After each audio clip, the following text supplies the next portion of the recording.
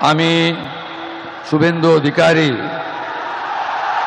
ঈশ্বরের নামে শপথ করিতেছি যে বিধি দ্বারা স্থাপিত ভারতের সংবিধানের প্রতি আমি অকৃত্রিম নিষ্ঠা ও আনুগত্য পোষণ করিব। আমি ভারতের সার্বভৌমত্ব ও অখণ্ডতা রক্ষা করিব।